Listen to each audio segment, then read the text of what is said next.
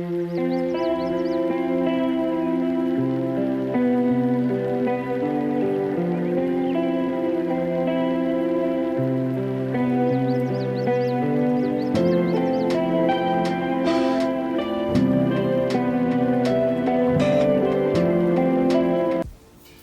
so boom, part two. We're not even gonna waste any time. Jump right back into it.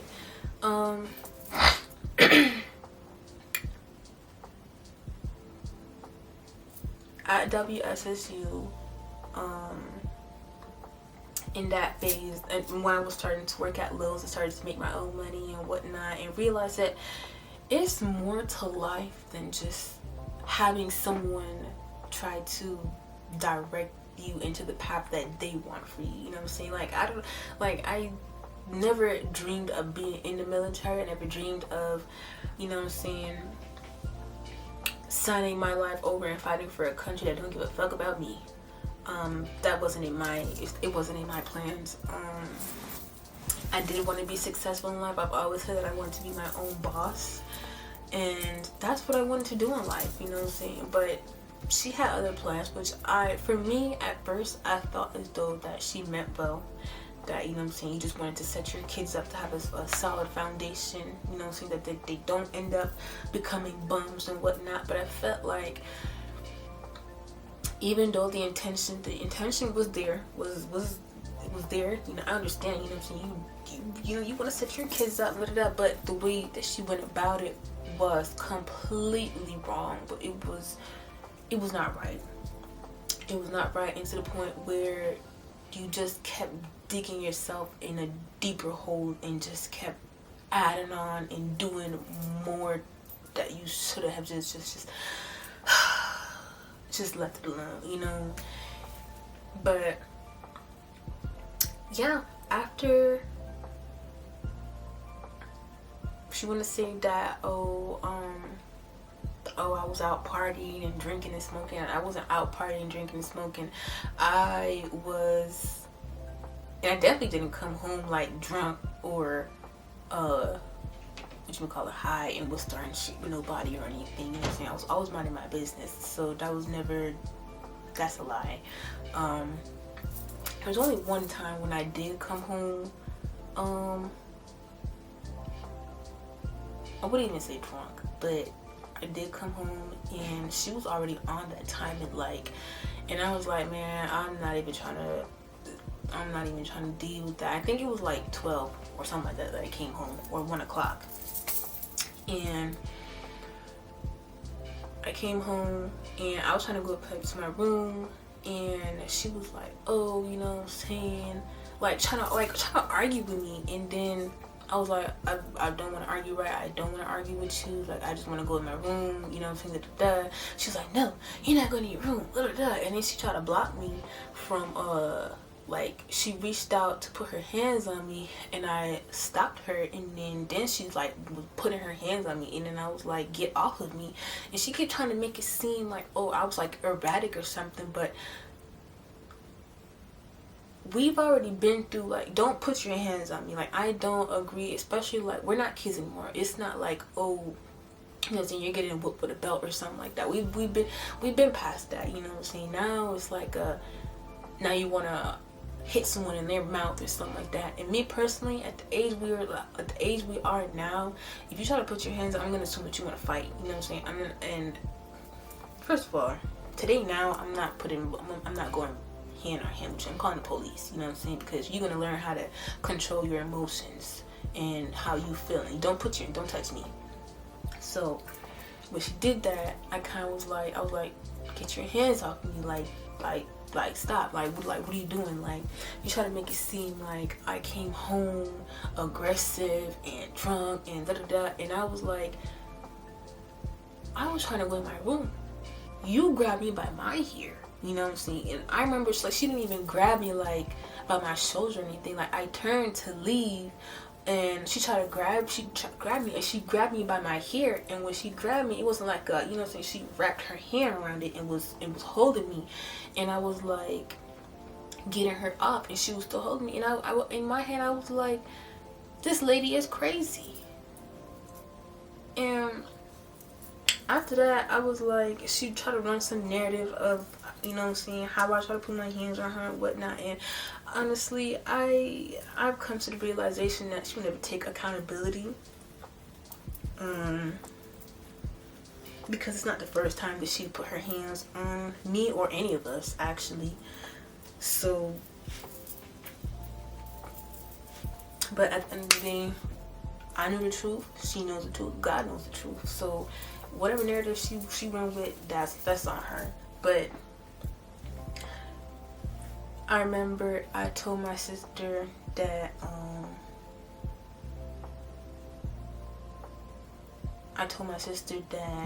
matter of fact, yeah, I tried to, and then she tried to listen. Fuck all that. Put her hands on me, and after that I was like, you know what I'm saying, I'm not dealing with this, right? So I didn't even care to, like, you can't convince me that I want to stay here. I don't. So now I'm still working, you know what I'm saying?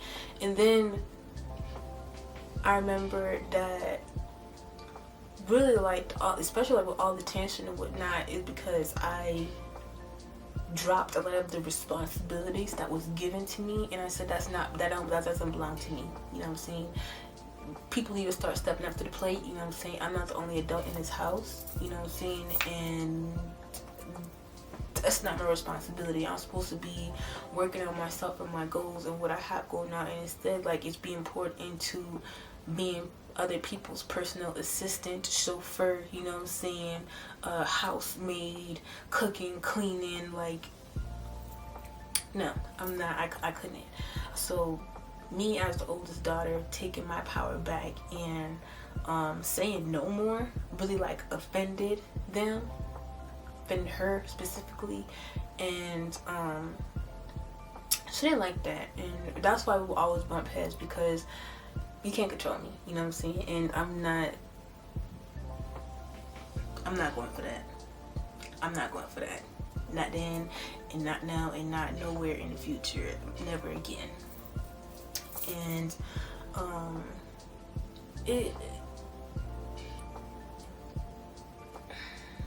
it was always like a mystery to me of how I was treated, the actions, you know, saying the words and whatnot, because as someone who, she's always told us of how she came from abusive background, as her mom used to abuse her, didn't like her, didn't care for her as a child, and you turn around and you start to exhibit and show some of those same characteristics towards us. And I was like, how could you, I never understood how people could treat you, you know what I'm saying, in a manner of how they didn't like to be treated.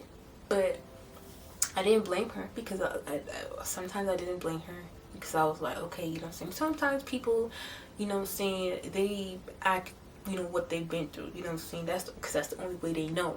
But as we get older, you know what I'm saying, as you start, and she started going to therapy and counseling, you know better, you know what I'm saying? You don't have to say, like, oh, you don't know better. You know better. You just choose not to do better, you know what I'm saying? You choose to stay in those same, you choose to reenact those same actions. You choose to carry on that generational trauma and curse that was passed down.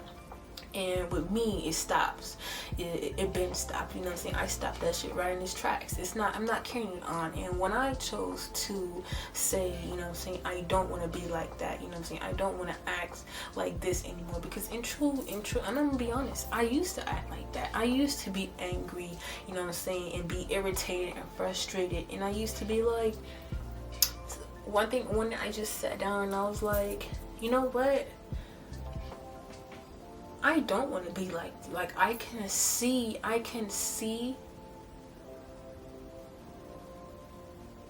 where I get this from, and I don't want to carry that on, and I don't want to have kids and carry that generational trauma on to my kids as well.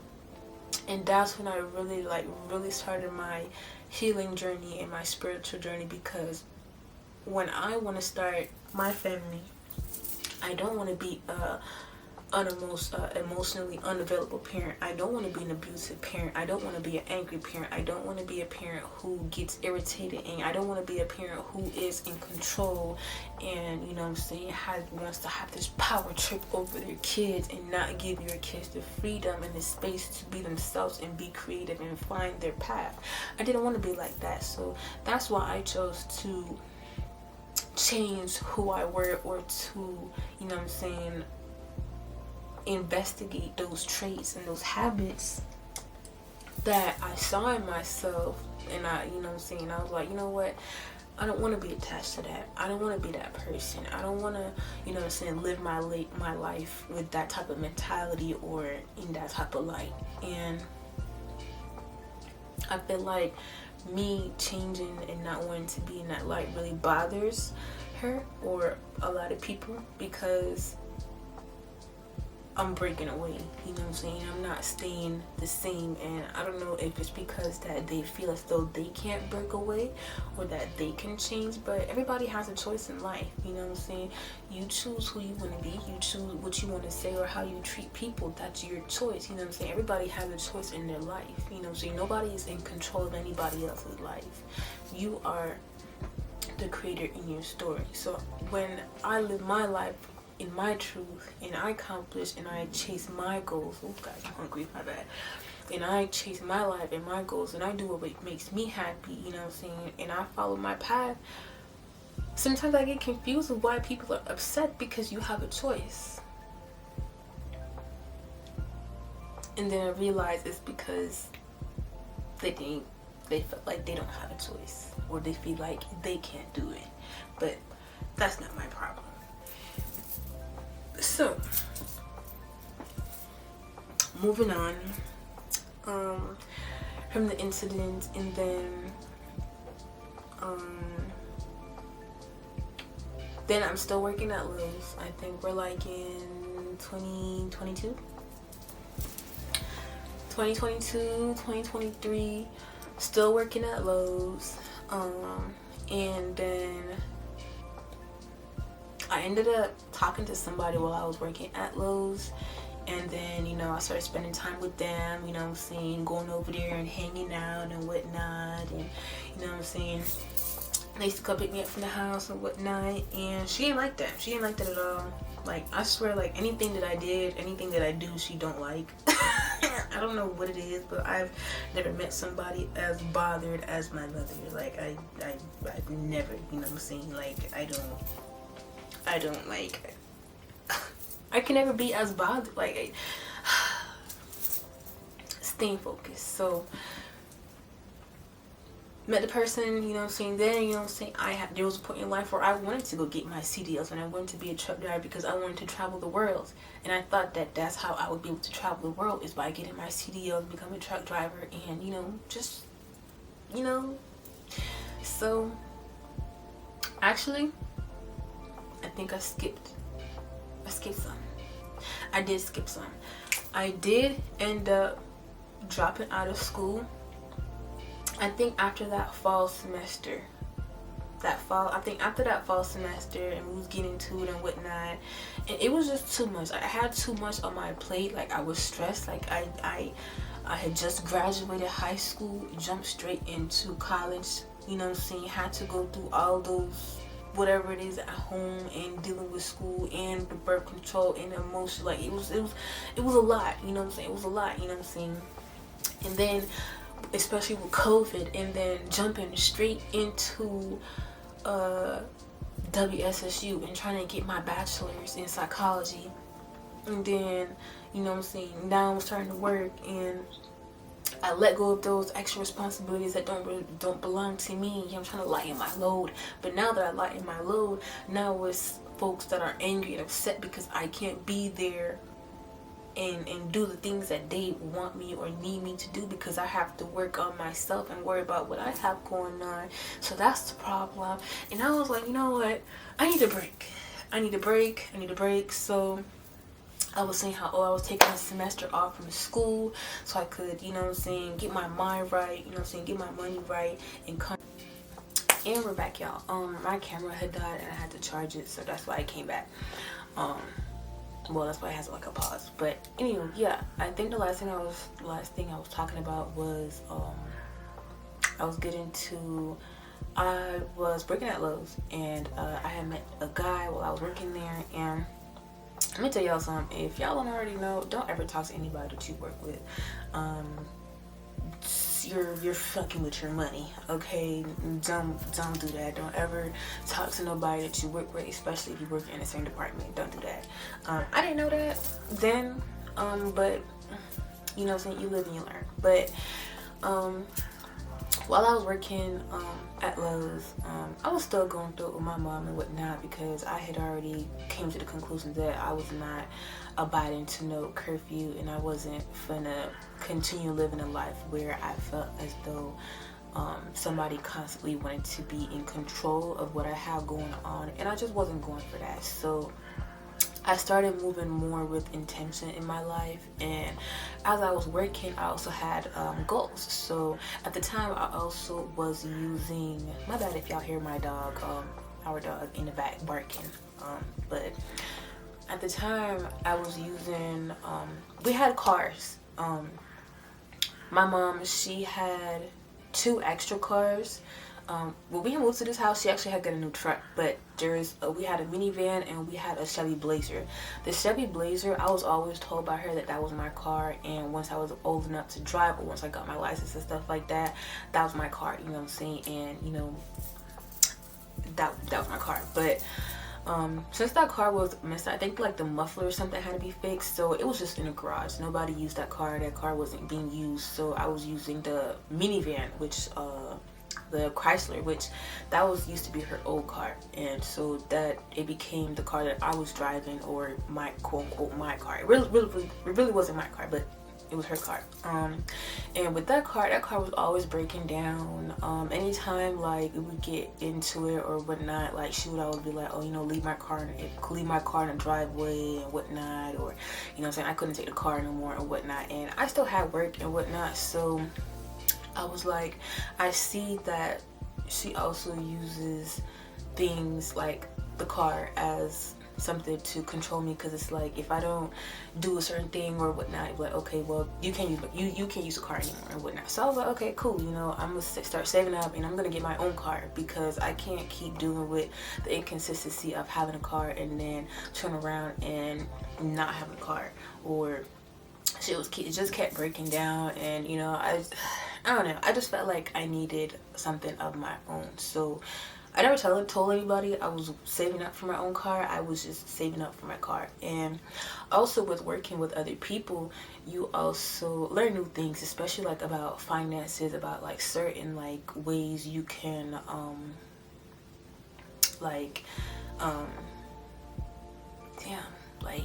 instead of like buying like a fresh new car off the lot, like co-workers and stuff like that, you know, like when y'all be talking like with your peoples and stuff like that, and like new ideas and stuff that you wasn't exposed to before, that she was just so hidden for, like she hid us from the world basically, type thing, like and then once I got out into the real world and I started really like meeting new people and experiencing new things, like then I started like learning more, and it's like it's more to life, and it's more to learn than what you're just telling me and what you're just giving me. So working at Lowe's, and I was at Lowe's, when I tell y'all, like I was planning on what companies like I wanted to work for to get my license and whatnot, and then like I was looking up like how to get a new car, like what time, like do I need a new car, or can I like start off with used car, or it's like I was doing my research, like I was in my bag of getting my shit together.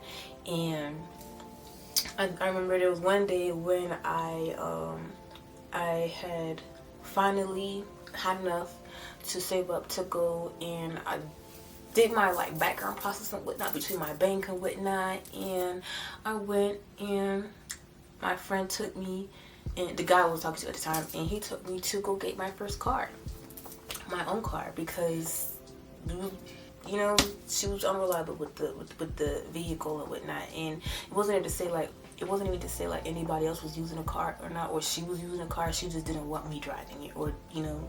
So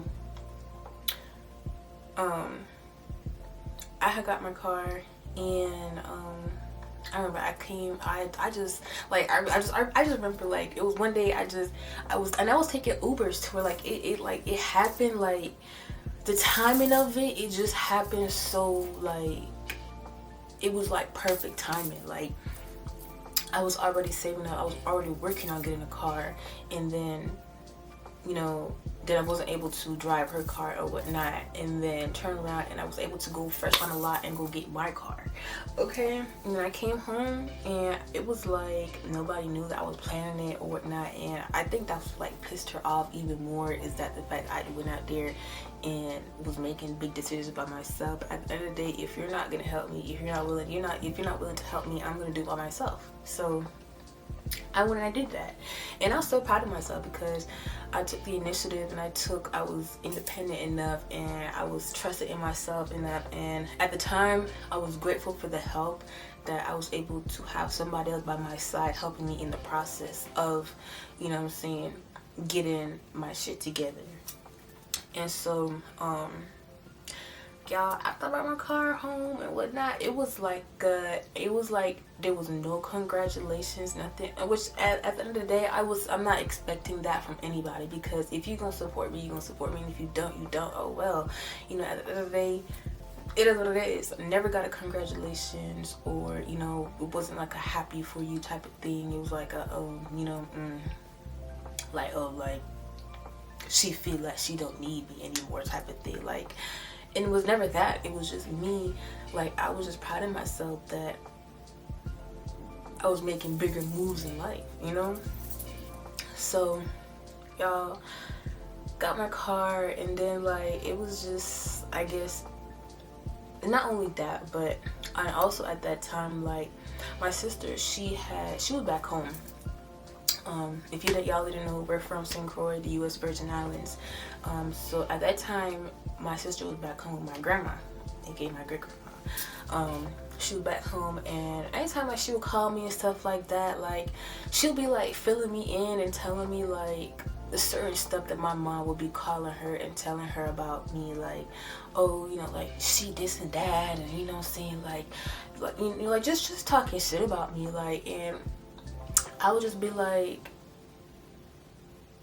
it's so weird that like I'm not even focused on like on you or what you got going on, but every time I turn around, you always worried about what I got going on, and you always talking about me and what my business, you know what I'm saying, like you always on the phone with somebody telling my business, but at the same time, like you're the type of person to be like, oh, don't take my business out the house, or don't, you know what I'm saying, like whatever happens in our house, like it stays in our house. But every time I turn around, you on a phone with your homeboy or your homegirl, or some other family member, and you're telling all of our business that ain't, you know what I'm saying, like all of our personal business and situations, and you have that freedom to, you know what I'm saying, do that. Then we're not allowed to speak our truth, or you know what I'm saying, tell our experiences of, you know what I'm saying, what happened, or you know, whatever we're going through.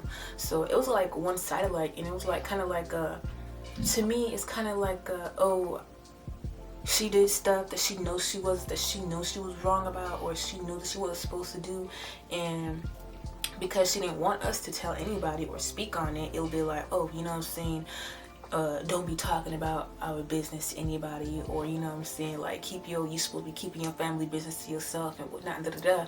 As y'all can see, I'm over here telling my truth, you know what I'm saying. I'm not capping, I'm not making shit up, you know what I'm saying. Somebody always back me up, like, and even then, like, I always got receipts. So I know, you know, and God know, like, I don't, like, it don't be a reason for me to lie. It don't. It really don't. But so let's see. Yeah, so I was saying that at that time my sister, she was back home, and you know, she used to call me and tell me, you know, what I was saying about how, you know, she would be talking about me and whatnot, like in a negative light and stuff like that, and making it seem like I'm just such a bad role model, I'm just such like a bad person, negative person, and this, that, and the third, when really I was just living my life, you know what I'm saying, and trying to better my life at that as well. And that had upset me. And I remember one night I had came, I think I had slept over, like, y'all, I accidentally slept out multiple times. At the point they were like, oh, it's not an accident, but really generally I really didn't like sleeping over at people's shit, but I would fall asleep. Like, I'm just a sleepy person. But I remember I had fell asleep and I slept over at the guy I was talking to house, and I came home in the morning. And when I came home, you know what I'm saying, my sister, she was in my mom's office, which I already know. I think my sister was home at this time. Yeah, she did came home that month or something like that, because my sister wasn't home when I had first started at working at Lowe's, because when I was out and stuff like that, yeah, she wasn't home. She was back home. But I think she came home around winter, no. Y'all, whenever she came back. And I remember there was a time where I had slept out and I woke up in the morning, and then I remember my if I'm not mistaken, I think they were in the office. Like, I swear I seen them. They was in the office, which I already knew what that meant. Like, they was talking, you know what I'm saying? Which I was like, oh damn, like, I already know she about to start arguing about how I slept out and I ain't followed the curfew, like. So I went in my room, you know what I'm saying? And then, you know what I'm saying, she came upstairs and was calling me all types of disrespectful and and this, not, and the third. And then, like, she was like, oh, I had told her, like, and you didn't know about it. I know you was talking shit about me on the phone with people and whatnot, and and then, y'all, she was like, oh,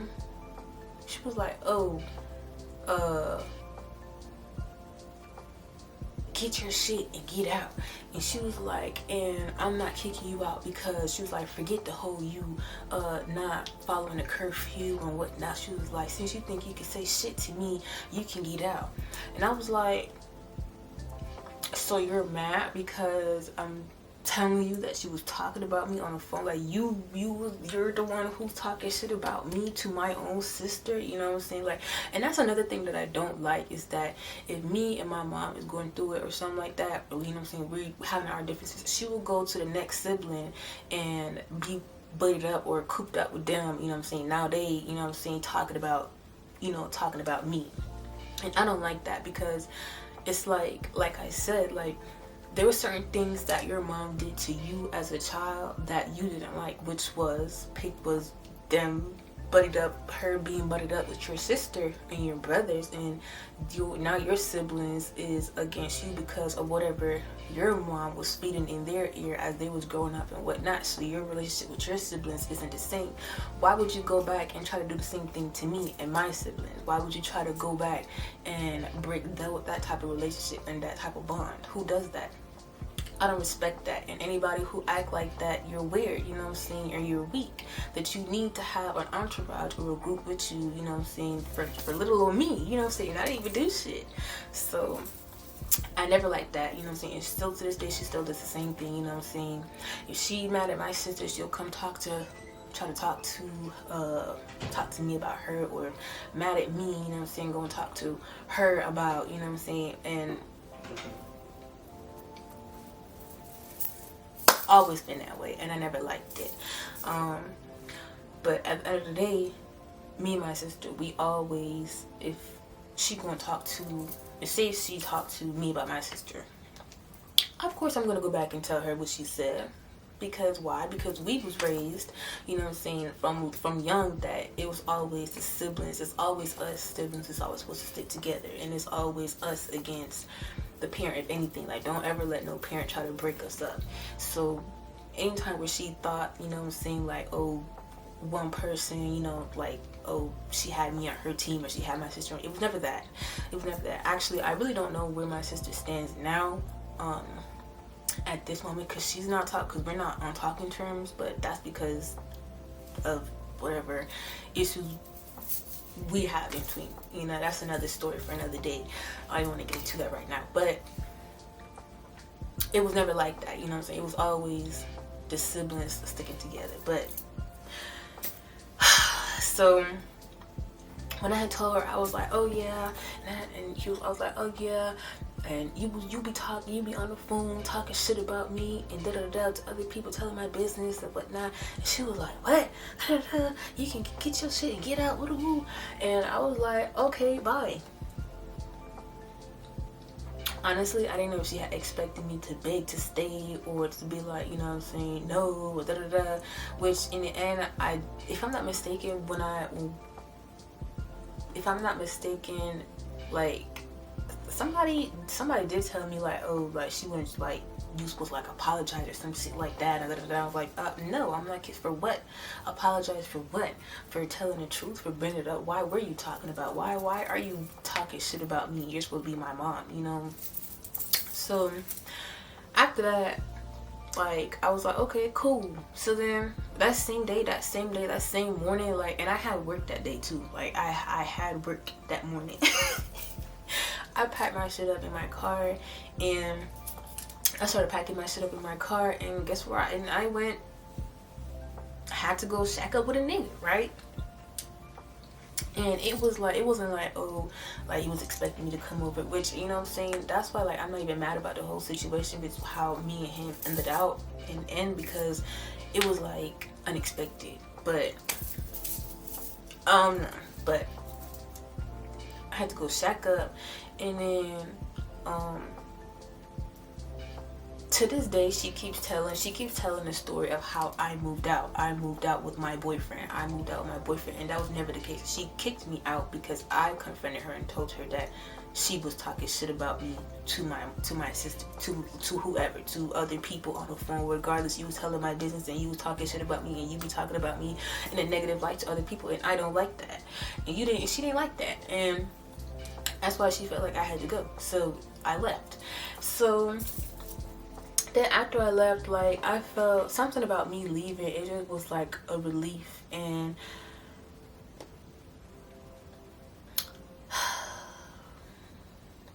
something. It was just a relief. But me leaving and having to go stay with him, I still found myself coming back over here to visit my siblings, right? And because I felt like I owed it to them, that, you know what I'm saying, to still keep in contact. And anytime I would come over, like, I wouldn't just open up her door or something. I'll tell my sister, you know, I'm here, you know what I'm saying, come open the door. You know, I still, you know, because I don't live here. This is your house. I respect your house. So I knock on the door and whatnot. And so my sister always used to be like, oh, you're welcome here, you know what I'm saying, she's not gonna say anything, and like she'd all be telling me about how, and once I was gone, keep telling me like, oh, you know, you're always welcomed here, wooty woo, and this and the third. And I would always be like, nah, I'm okay, you know what I'm saying, I'm good. Like, life was good for a little bit, but where I felt like it took a change was because I wasn't doing what I was supposed to do.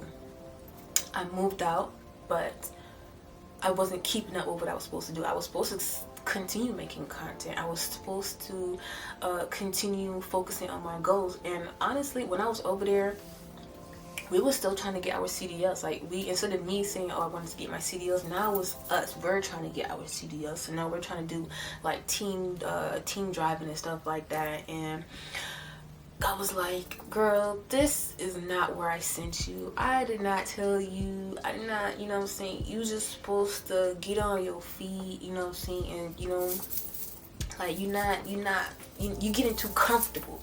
I was getting too comfortable, you know what I'm saying, living with a nigga, laying up, you know what I'm saying, and thinking like, oh yeah, you know, I can depend on a nigga. Like, that was not, it was not in my plans. It was not supposed to go that way. So I was like, you don't make some shit shake, you know what I'm saying, you're gonna have to start back from scratch. You're gonna have to start back from scratch. And I wasn't listening.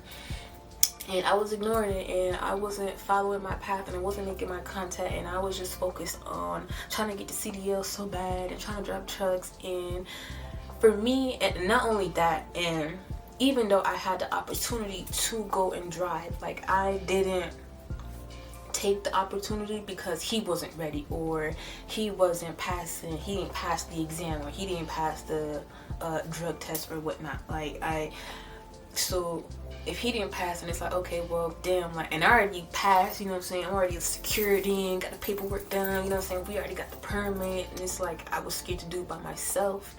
And it was like, you didn't take the opportunities that was handed to you. You didn't take the opportunities that presented itself that you could have, you know what I'm saying, that you could have been successful at, because you was so worried about what if he didn't make it. If he didn't make it, because you so worried about, being a team, you know, instead of worried about what you got to be, you know, what I sent you to go do. So I feel like that's definitely the reason why things didn't work out that it was supposed to, because I was so focused on helping him get on his feet rather than worrying about what I had going on. So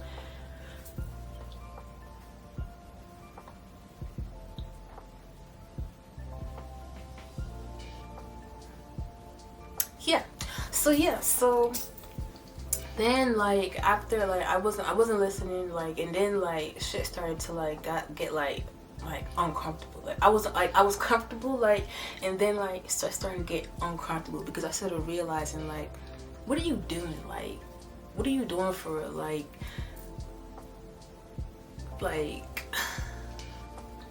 what are you doing? Like, so then, like, once I started, like, taking back care of myself, like, when I was over there, I started going back on my walks at Salem Lake, you know what I'm saying? And then I remember I was on my walk and I was talking to God, and I was like, you know, because shit had started getting shaky, and that's when I knew. I was like, here we go again. Like, that's how I be knowing, like, shit started to get shaky. Like, folks started to act. God was like, I told you, you don't belong in this environment. Like, you're not doing what you're supposed to do. You gonna have to start from scratch. Sorry, girl, you gonna have to go back home. And I was like, go back home? Like, please, I'm not going back over there. So then is when, like, little arguments started happening, you know, little altercations. Like, it didn't even, like, when I say, like, little altercations, I'd, like, play fighting and shit like that. Like, a nigga testing your boundaries for real to see how far he can take it. Like, breaking my shit, arguing, like, getting in my face and whatnot. And then I kept saying, like, I'm not going, you know what I'm saying? Maybe that's just, you know, that's just how he is, you know what I'm saying? I was used to that crazy behavior, so it was like, it didn't really faze me. So I was like, man, please, you know, I'll be alright. But really, it's domestic, you know what I'm saying? Really is chaotic. Really, that wasn't a safe environment for me. But since I was used to it, I was like, it really didn't faze me until it fazed me. And that was when that one night,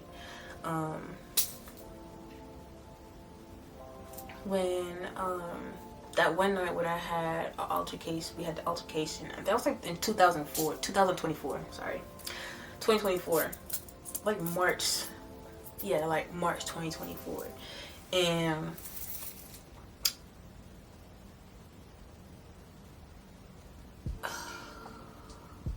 I remember he came home from work, and it was like the week leading up. Like, I think it was like a Friday or something, right? But like that week, like, I already knew like something like was coming. Like, I knew like a change was coming, because I've been on my nature walk, you know what I'm saying? I was tapping back into myself and doing my spiritual work, you know what I'm saying? And like, there was like attitudes, like, and going on, you know what I'm saying? Like, it, you know. So he came back home from work, and he seemed like he had attitude. I asked him, you know what I'm saying, you know, how was work, you know what I'm saying? He was like, he answered me. I was like, oh, you know what I'm saying? Like, okay, he got attitude today. I'm not even finna, you know, I'm not even finna bother him. He went in the shower. I think I was watching TV or something like that.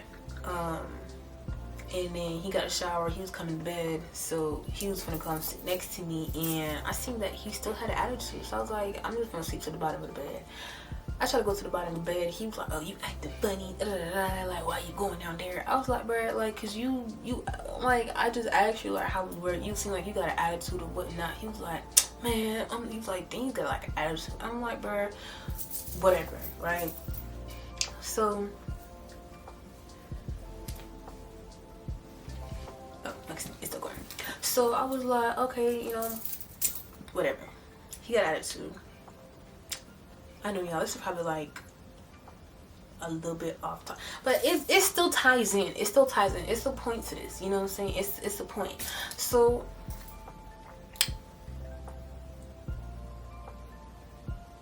he with the attitude or whatever. So I'm like, okay, cool. I'm at the bottom of the bed. So then I went to change the channel or something like that. So I leaned over him, like, cause we was using an Xbox. So the controller was next to him, so I leaned over him to get the Xbox.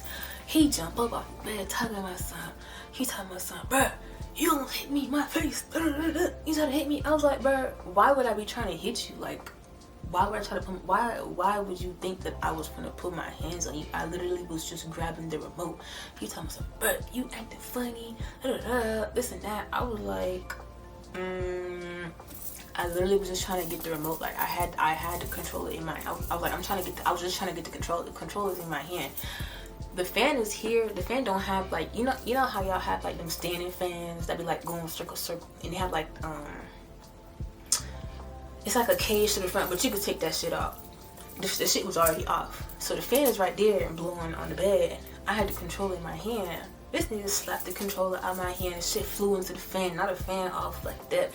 And now I'm saying, now, like, when he did that shit instantly, like, I got up. I was like, bro, what the fuck is wrong with you? Like, da da da. Like, I'm like, so then, like, y'all,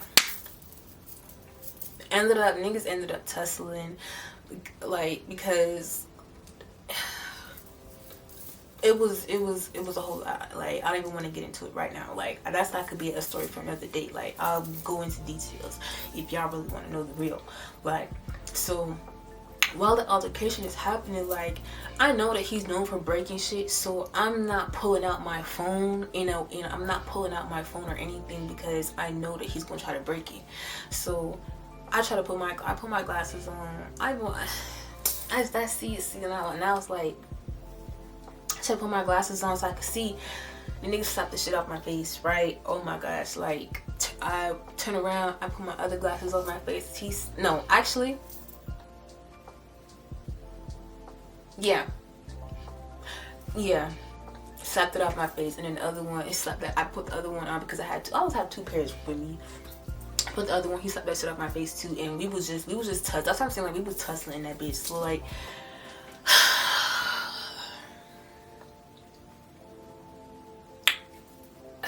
so I had my phone, like, so I, like, took out my phone and I silently tried to text my sister. I'm like, I'm gonna need help, trying to come back home, da da da. My sister was like, and then my sister, she was like, oh,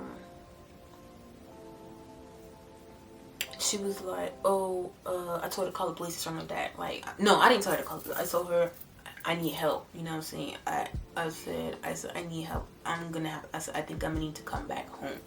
I think that's the only thing I said to my sister. Like, and that whole time after me and my sister talked about it, that girl said she had to go and try to look at my location to see where I'm at, call the police and try to figure out what apartment I was in, because I wasn't texting back because I was getting to with this nigga. Like, it was a lot. Like, and then so I'm in a car, and no,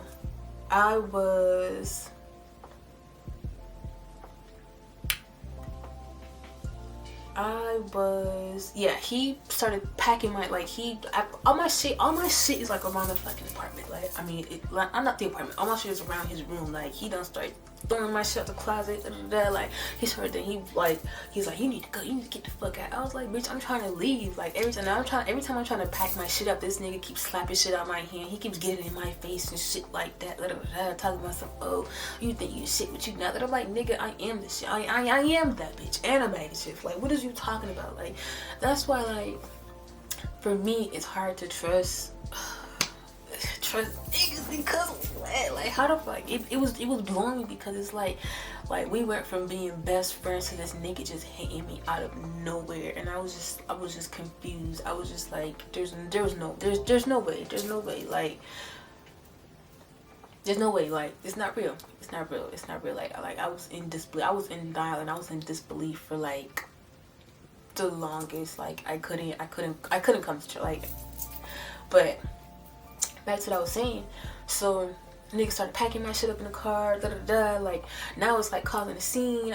It's causing a scene. He about to get into it with his brother because he got an attitude. The brother talking about something, you know what I'm saying, I'm on that, so I'm like, and then first of all, when it started going off in the room, like niggas started arguing and doing all that raw shit. We live in his apartment. His brother stayed in the next room, and his dad stayed in the living room. The brother always got his homeboys over there and whatnot.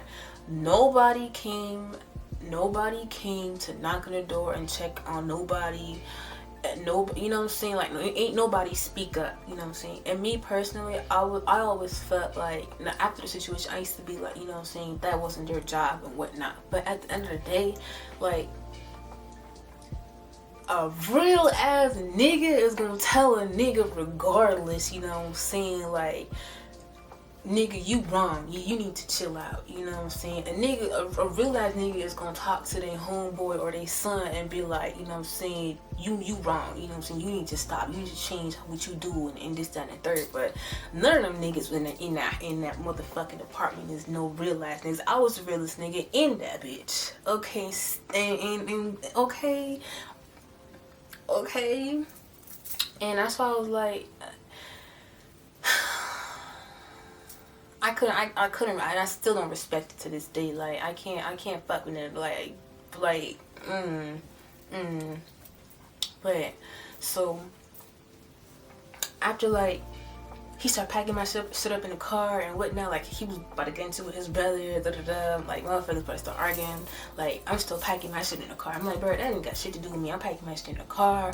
Like, my fucking eyebrow is bleeding because a nigga he body slammed me on the ground, and my glasses, like, I had my glasses on, so the shit had went in my face, and I had a gash in my face, and my face was just bleeding. My eye, I had blood in my eye. I couldn't see shit.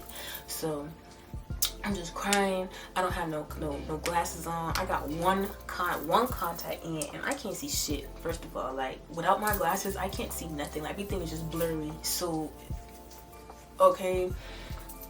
Actually, I don't even think I didn't put my contact in then yet, so I couldn't see shit. I had no glasses on, nothing. I'm packing my car, like, he done packed my shit up in the car. His dog outside walking around like if it's a stray. The dog didn't even want to go back in the fucking apartment. The dog then ran down the stairs with me by the car, and he's not even my fucking dog. That's to tell you how crazy the nigga was acting, like, out of nowhere. Like, your own motherfucking dog ain't want to stay with you, bitch. I mean, but, so,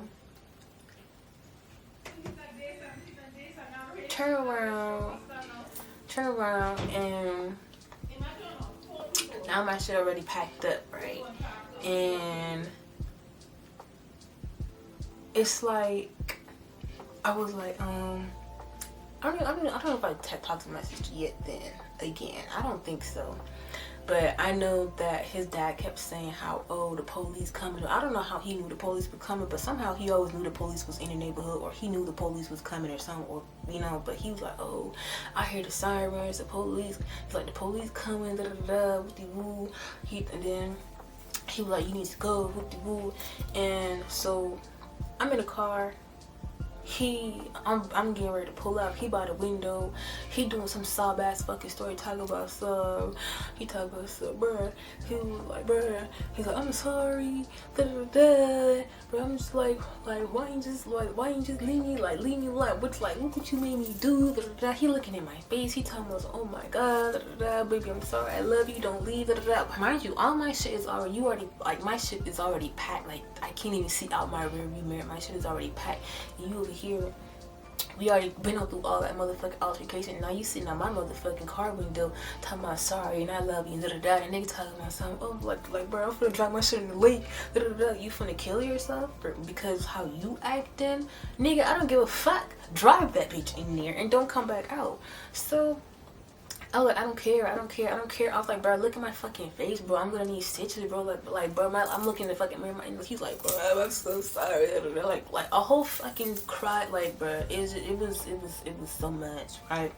So then it was like, oh, the police coming down that way. So he like, oh, bro, pull off, because he didn't want me speaking to them. But so I pulled off, and because I knew that I was going to the hospital. Because I can't fucking see, my eyes bleeding, you know what I'm saying? I'm thinking like I don't gotta come. Like my head is hurting. I feel like I gotta fucking, bruh. So I'm driving. I pull up. I can't see shit. So I'm driving up, and I make it to. Let me see, y'all. I gotta keep checking the time. So if I gotta cut it for part 3. So I'm driving, I make it, I pull up into a parking lot because I was like, I can't drive and not see a fuck thing. I'm gonna crash this car. So I'm looking in my bags and my shit like that. I found one contact, and I think that one contact was going to my left eye, bruh. Now it's raining, it's pouring outside. I got one contact in my eye, and I'm driving to the emergency room. And while I'm driving to the emergency room, I'm on the phone with the operator and my mom, and she's telling me like how, you know, like to get to the she's asking me, oh, what's my ETA, who I'm gonna be meeting at the hospital and whatnot, right? So I get to the hospital, and I was erratic. Like I already knew I was gonna be meeting I think officers there or whatnot, but they was telling me to go. They told me, oh, go park my car, and I felt like when I first went in there, I felt like erratic, and I was just like crying. I felt like nobody was listening to me at first, but then like once I started to get it, like I parked my car and I got in and I was talking, and then it was like, okay, like this is what happened, like this is what she been through, you know what I'm saying? And then they started asking me questions and whatnot, and then I had the option to press charges or not. I chose not to, and the only reason why I did that was, and that's the type of person to show you how I am, is that because even though we had that altercation, I still had love, and I still, like, I knew the situation he was in, and I was like, if I press charges on him, he won't be able to get his CDLs and do what he's supposed to do, you know what I'm saying, and do what he want to do. Even then, like, when a motherfucker had me fucked up or did me wrong, I was still considering a motherfucker who did me wrong, and I wouldn't change that about myself. That's why when people tell me, you know, be talking about, oh, I'm mean and this and the third and whoopie wood, I don't be caring, because I know where my heart is. I know who I am, you know what I'm saying? I know I care about people. So it was like, do you want to press charges? I was like, no, you know what I'm saying? I just want him to stay away from me, you know what I'm saying? It was like, oh, you know, you could get a restraining order, a 50B. Okay, and that's exactly, you know what I'm saying, what I did. I went, and while I was in the hospital, they gave me the pamphlet, you know what I'm saying, who to call and whatnot, They took my story down of what happened, and I was in the hospital, and I think I stayed overnight there, and my mom wasn't there. As a matter of fact, I found out that she was on the way to Virginia to go to her man, and she was basically telling me that she wasn't coming back home until the weekend was over. So she really didn't come home until the weekend was over. I mean, for me personally, yeah, if you want to say that I stayed, because again, still running with this narrative that, you know what I'm saying, I moved out. I didn't move out, I was kicked out. But to me, the urgency of making sure that I was okay wasn't there. You know what I'm saying? It was kind of like a, you know what I'm saying? Like, you left, you know what I'm saying? That's what happened. Like, you see what happened with you? And that wasn't the case. It wasn't the case at all. And it was no urgency behind that. And who was with me in the hospital was my best friend from high school, which we haven't talked for a little minute because I was going through shit. So I really wasn't, you know what I'm saying, talking to the people who, or, you know what I'm saying, still entertaining certain connections.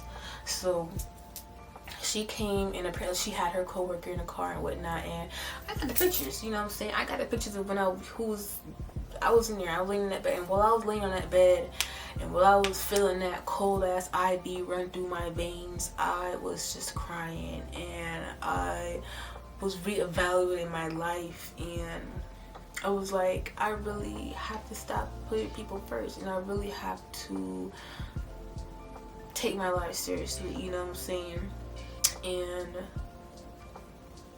stop depending on people for real. So and then I remember there was this lady, and she was in there, and she was like, no, baby, you know, what was you doing with a guy like that, and da da da, and like, she was so sweet, like, and then she wasn't even talking like didn't want to get into the details, but she was trying to like crack jokes and try to like keep me up in good spirits and whatnot, and I really appreciated that. So, and then, you know, eventually my best friend, she had to go because she had somebody else in the car, but it was still greatly appreciated that she came, you know what I'm saying, and she stayed for a good bit. So I appreciate her for that. And then when it came to getting my things back, because I had to get my shit back from over there. Like, I still have stuff over there, so I couldn't just go over there and get my shit back because I had already started the process of getting a restraining order. So they was like, oh, you know, you don't want to be in contact with them or whatnot, or if you go get your stuff, you have to go through this whole process and whatnot. I don't even know if I want to stay on this topic, y'all. I want to get into the details like in a separate story time, but we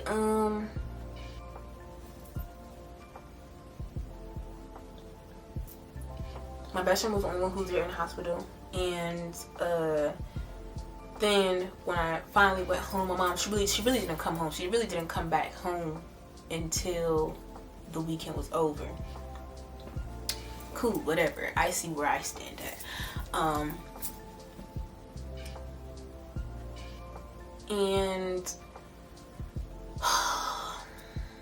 what was I gonna say? And in moving back home, I felt like there was like an expectancy that I was gonna go back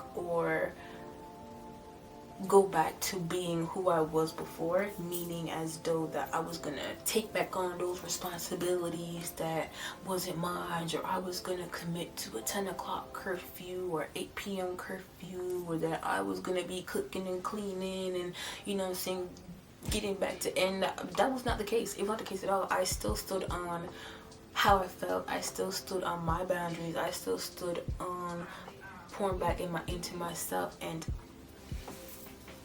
I feel like I went into detail about a lot of stuff. But getting back on topic, right? So leading up to me coming back to school, you know, that happened in 2024. I think I reapplied back to go to school I applied in January, but it was really for summer semester, but I came in for fall. So between then, I was working and, you know what I'm saying, just saving up my money or fixing certain things, paying off bills, because while I was over there, you know what I'm saying, I wasn't working, you know what I'm saying, because I had actually lost my job because I was sexually assaulted at work. And so I had left, and we both had left. So really that's why we was going through, you know, some financial struggle or whatever, because I was sexually assaulted at work and I left. I chose to leave. But so between me not having work and being over there, I had some debt, you know what I'm saying? I had bills I had to pay. So I was working like in between, from me coming home all the way up until me going back to school. I was working, and I was saving up my money and paying off my bills and paying off my debt. And then finally started school, right? Finally started school, and I felt like the support was there, but I don't feel like the support was there, you know? Like, people can tell you that they're happy for you, they're glad to see you getting back on your feet, but you can really tell like when people really aren't, you know what I'm saying? I felt like it was expected of me that I was supposed to fall and stay down and not get back up again, or to beg or plead for somebody to help me, you know what I'm saying? And I didn't do that, you know what I'm saying? I did my journaling, you know what I'm saying? I talked to God, I prayed, I healed, you know what I'm saying? I took the time out to sit in my emotions and feel them and whatnot. And I feel like that's an important part of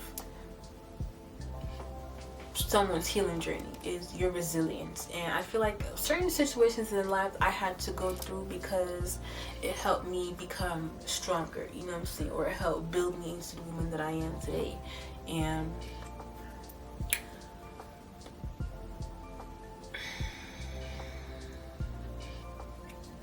yeah, I even though the situation happened, I wasn't in, till this day.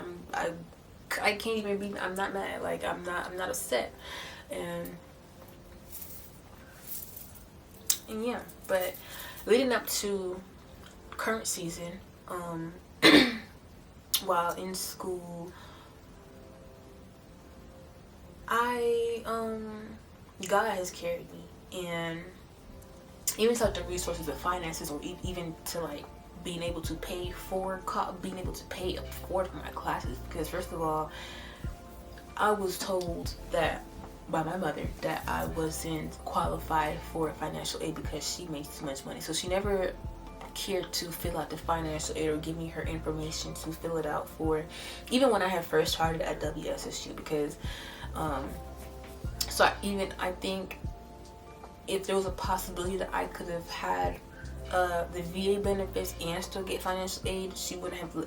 That would not fly because she wasn't, giving me her information. So it's crazy how things have worked out, because at that time I couldn't apply for financial aid without a parental consent. But for when I came in for fall and I had applied for financial aid to help me pay for classes, I qualified, and I didn't need to I didn't need to ask for no parent information. They didn't have to put it in, you know what I'm saying? And that's how I knew that God was with me, and that's how I knew that I was on track, and that's how I knew that I was doing what I was supposed to do, regardless of whoever said anything, because things that weren't possible were possible, and I don't care how anybody feel about it, so I was able to pay for college, and God carried me through the whole semester, like even with paying with my bills, like car note and paying my car insurance and paying my phone bill and stuff. He always made a way. He always made a way, and I was so grateful for that. So that's why when, people will make it seem like, I'm just like thrown off, or I'm not, going anywhere in life, or I'm not doing what I'm supposed to do, and you don't know what I have going on. You don't know what God has in store for me, and that's why it's like when people be feeling like, or when she be feeling like, oh, I just be doing things just to be doing things, or I be doing things to piss her off, or I be doing things to, like, you keep putting yourself in the mix as if I'm doing something to you, but I'm not doing anything to you or for you. I'm doing things for me, you know what I'm saying, what God is guiding me to do, regardless if you agree with it or not, So God tell me to go in certain situations that might not align with your Christian beliefs, but guess what? I had to go through it. I had to experience it to know that that's not the type of lifestyle that I need to be going down. That's not the type of people that I want to be around. You know what I'm saying? That's not the environment that I want to be around. You have to be able to experience it, you know what I'm saying, to be like, okay, that's not what I want to do. Instead of somebody just telling you, oh, don't do that. Don't, you know what I'm saying, that you have to be able to see for yourself and experience it for yourself so you can make your own decisions on why, you know, and why you know what I'm saying, shouldn't or couldn't go that way. But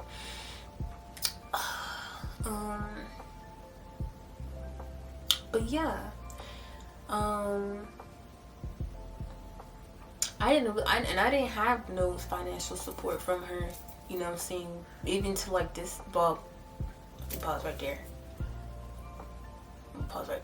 I did need help, and that was because I needed help with my car. And I needed help with my car, and I think it's like the $1,500, right? And the deal was that I would help her clean up the house or organize some shit. Like, so our garage was, y'all, this shit was crazy. Okay, just in 7 minutes. So it was over the summer. There was hella shit that she wanted to do, remodeling, painting like new rooms and shit like that. So she was like it was like a cleanup. She wanted like a cleanup project. So she was like, okay, I fix your car, you help, you do these tasks or whatever, and you know what I'm saying, you call it, you know, you pay me back, you know what I'm saying. But what she said was, the deal was, I pay for help, I fix your car, and since I know that you're not working, I will pay you for the work that you've done or that you're doing, and then you give me a percentage of whatever I pay you and pay me back for the amount that I fixed your car. That never happened, you know what I'm saying.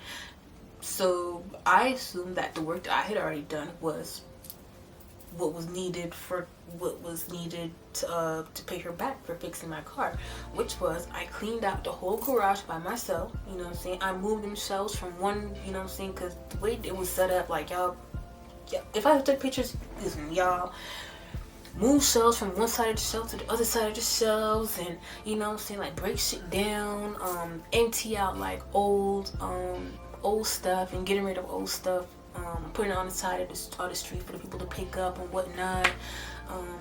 Turn around and, you know, clean up the whole downstairs closet, you know what I'm saying, and moved out stuff. I organized it and moved bins back in there, because you know, you like have the seasonal stuff and then shit, like party stuff, like the metal chairs and shit like that, so you gotta organize those and whatnot.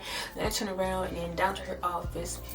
She used to work in the office, but now she works in her room, so all that stuff had to come up into her room. So I had to clean that down there and move the freaking bench in there into the, and I'm saying, like, this is like hard labor work. Like, I'm working, like I'm working, like I like, y'all, like.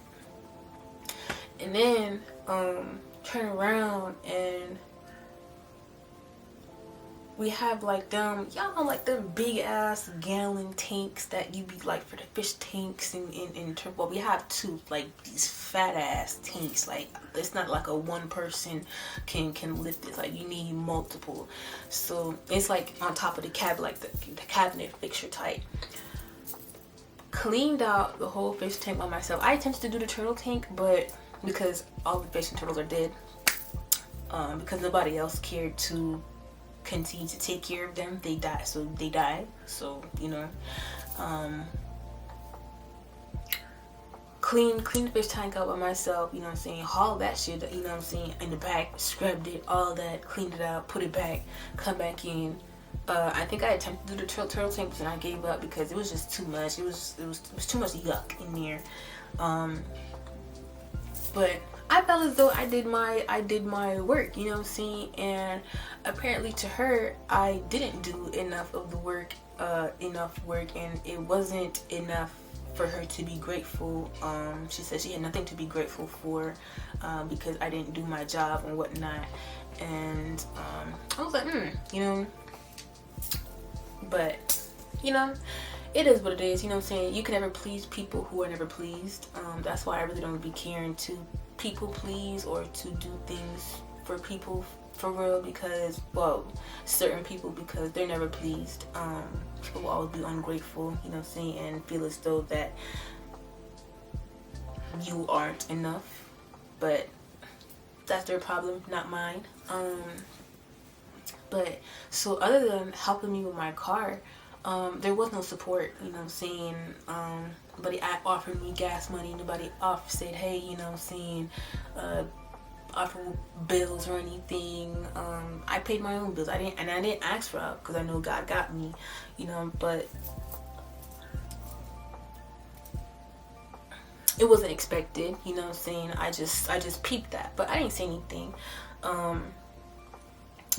Compared to how she was is always quick to help my other siblings financially. But like I said, I don't watch how people do for other people. I just know it, you know what I'm saying. That's just what I see. I'm not mad at it because I know God got me. I'm not expecting it. So that's that semester. Coming to this semester, actually, let's go back to that semester. And I also met someone, you know what I'm saying. We have been talking for, you know, some time, and it came to like the winter season, and again, we have this problem where it was, I think it was winter break, and we was having a snowstorm, and me and my boyfriend, we had decided, oh yeah, we wanted to be snowed in together, we thought it would be cute, you know what I'm saying. Then we'll get like we'll be snowed in together and do like activities or play Minecraft and stuff like that. And I was excited, and then my sister informed me that again, that my mother was talking about me, and what she said was, oh, she went over there to starve and be hungry in the snow. And it was weird to me, because why would you say that I would be starving snowed in? Like, why would that be something that you would want to say? Why are you speaking bad on me? Again, that's the problem I be having, because it's like you be thinking like people be happy for you, because when he introduced himself, and during this time, me and my mom, we're not having no, you know what I'm saying, it's not no arguments. I'm thinking we're on good terms, you know what I'm saying. She will be going out, you know, sometimes, you know, she wanted to, hey, I'm going here, you gonna come with me, da, da, da, you know what I'm saying. Now we be having more conversations, and I be teaching her what I'm learning and stuff like that, and I'm thinking we're on good terms, and whole time we're not, you know what I'm saying. Whole time is hidden animosity, whole time is hidden anger or shade, or she feels some type of way about me. And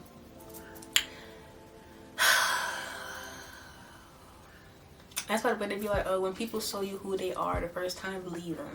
You know what I'm saying? Believe them. You know what I'm saying? Don't be in denial. Like, oh, they wouldn't do that because, you know what I'm saying, that's what they said. They da-da-da. They said they love me. They said they support me. They said they happy for me.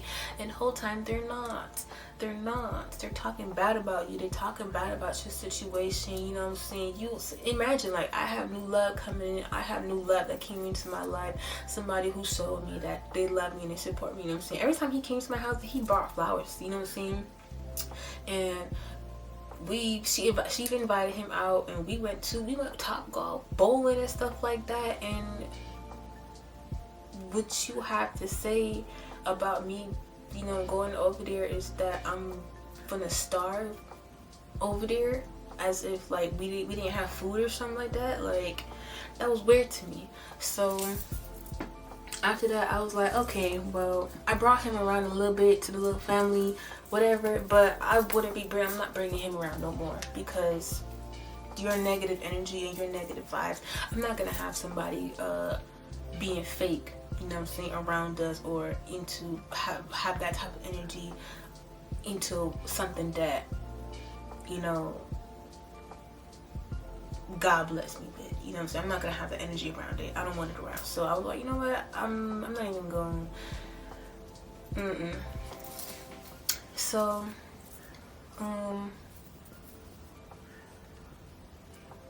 yeah, and then coming into, so yeah, I heard she was talking. Here we go again. I'm like, okay, here we go again. Another. I'm already knowing like we about to enter another cycle of this bullshit, right? So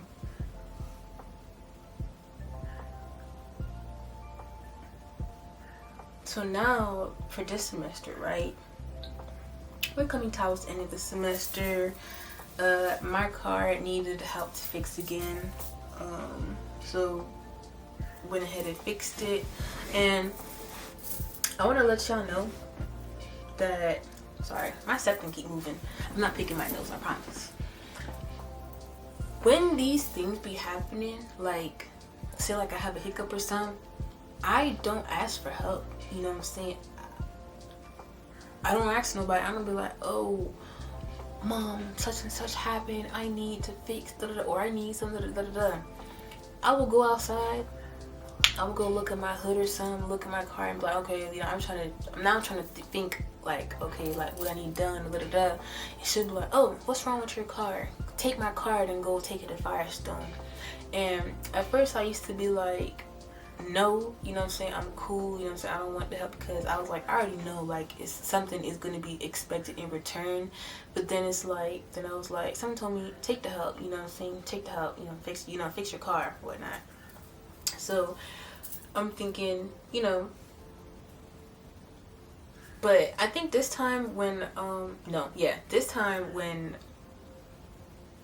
she fixed my car, she was like, oh,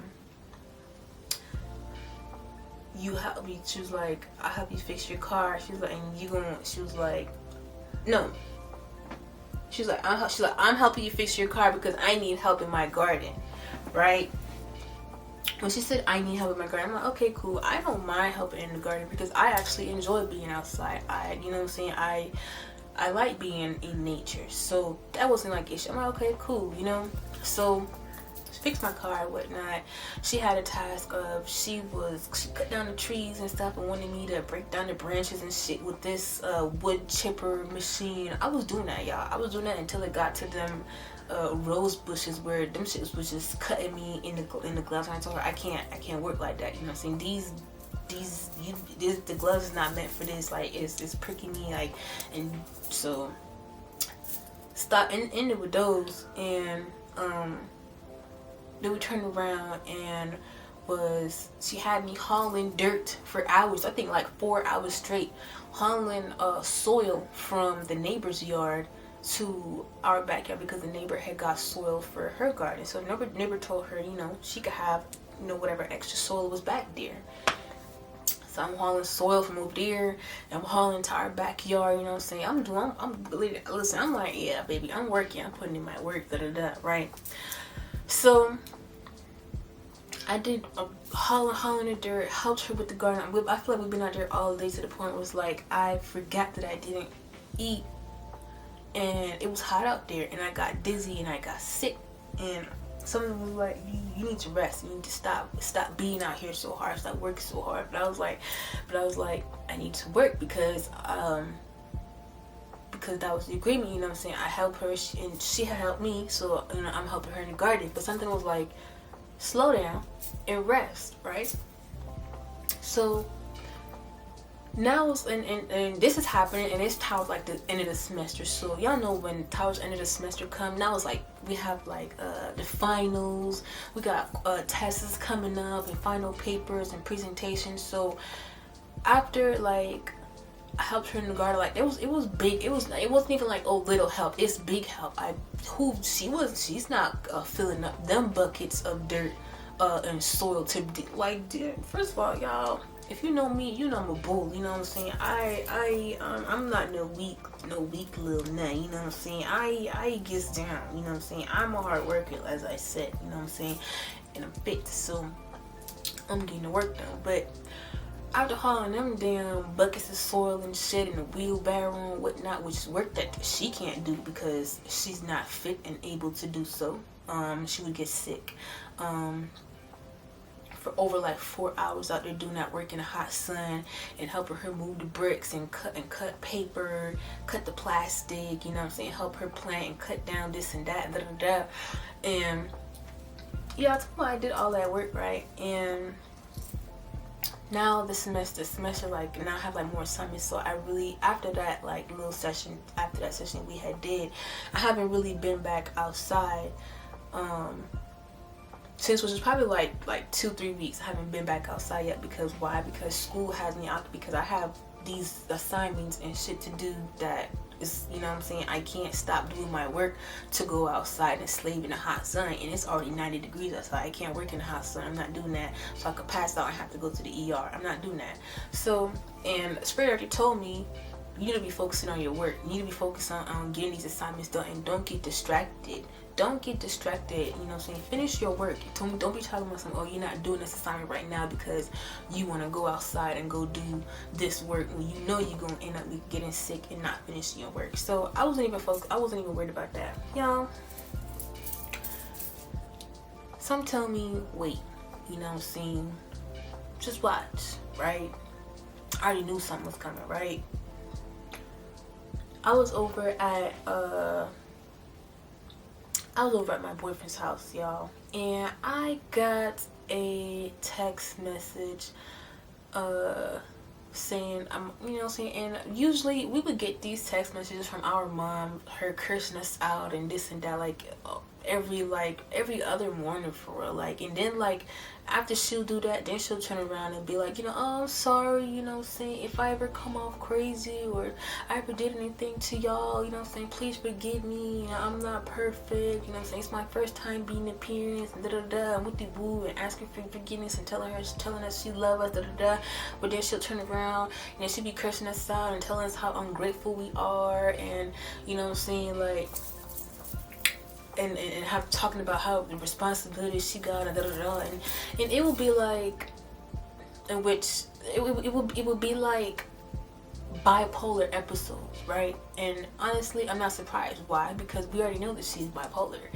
She's already diagnosed with bipolar, you know, seeing bipolar and whatever else she got going on, you know. So me, whenever she be having her episodes and going off, you know what I'm saying, I wouldn't entertain it, because I'll be like, okay, this is one of her episodes, you know what I'm saying. She do this damn near all the time. So like I became more understanding of certain stuff that she do, because these are her disabilities. These are the things that, you know, that's her, you know what I'm saying. She can't change that about herself unless, you know what I'm saying, unless she really wanted to. But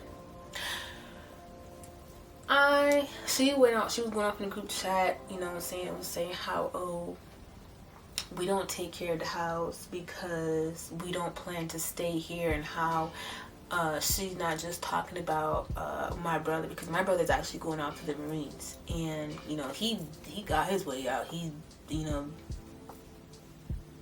that's him, you know, but however he decide. But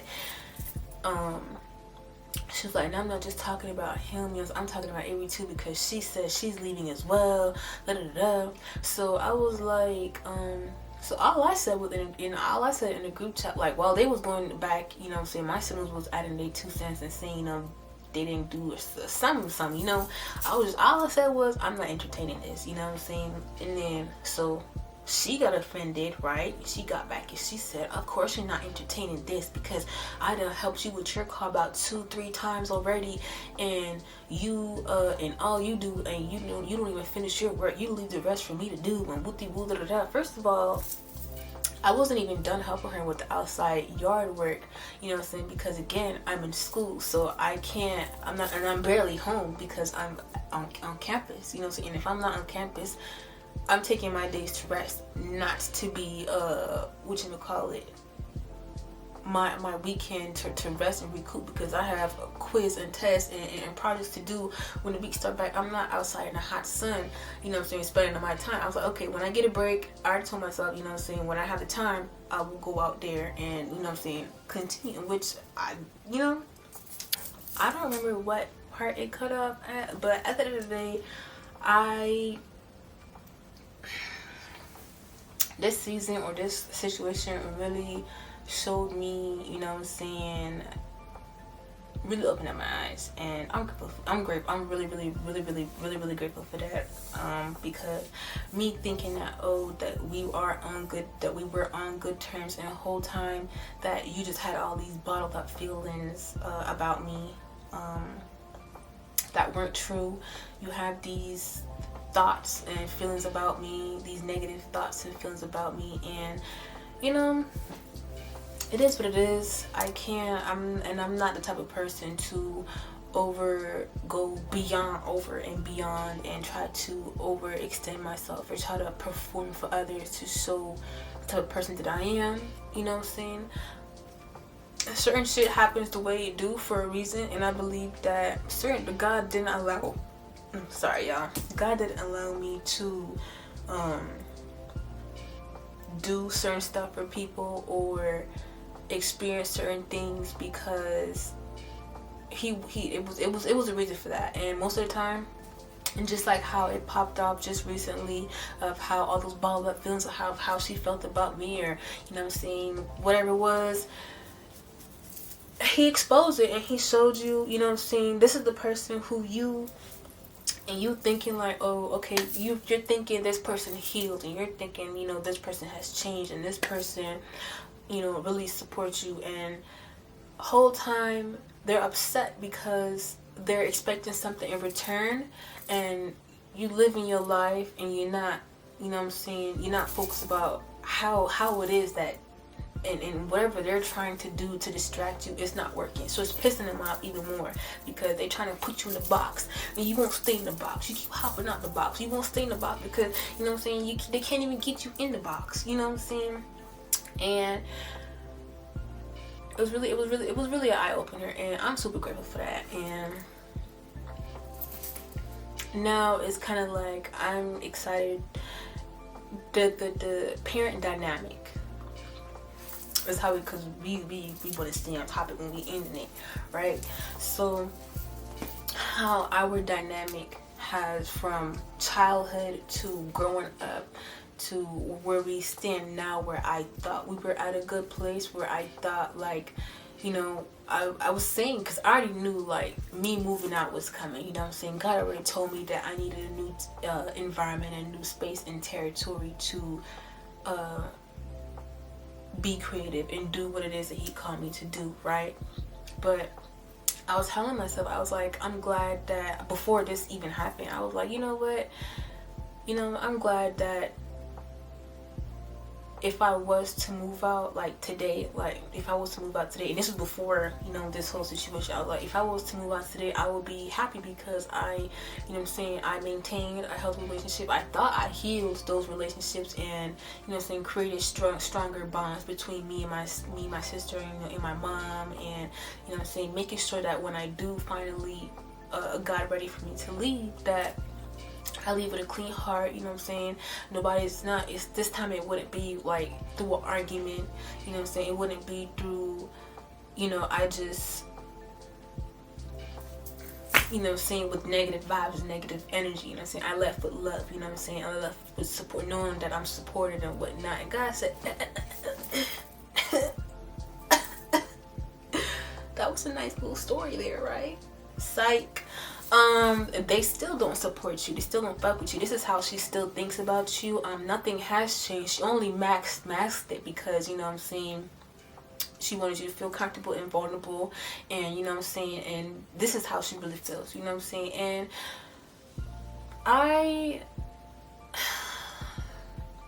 I'm tired, and as a daughter, as the first daughter, as the oldest, as the person who used to be the right hand, the backbone and whatnot, I am tired, and I'm tired of trying to defend somebody and their character and just be like, oh, that's just how they are, but really, that's who you choose to be, that's how you choose to treat me, that's how you choose to talk to me, that's how, you choose to interact with me, and I can't do anything about that, and the only thing I can do is move accordingly, and if God is, if I'm meant to go through the rest of my life, from this day on with support from none of my parents, and that's just what it is, if I'm not if it's meant that she's not a part to be supposed to be a part of my life moving forward, then that's just what it is, you know what I'm saying? And I can't be mad at that, because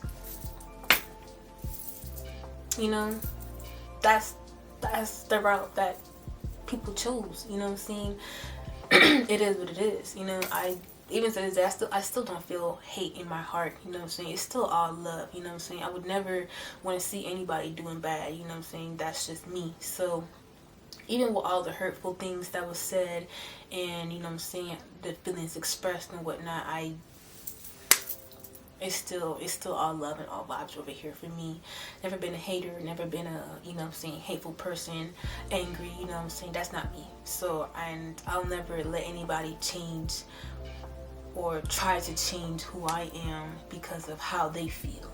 So that's something she has to do on her own, you know what I'm saying? Whatever it is that she got going on, you know what I'm saying? I prayed, you know what I'm saying? And all you can do is pray for people, you know, and not necessarily, you know, wish that they get out of whatever it is today, but you know what I'm saying? Hopefully that she wake up and she find herself, you know what I'm saying? She find the healing that she needs, you know what I'm saying, to heal herself, so that she can continue to be more kinder to others, and treat people more genuinely with kindness, instead of trying to control them and you know, treat them in that type of light.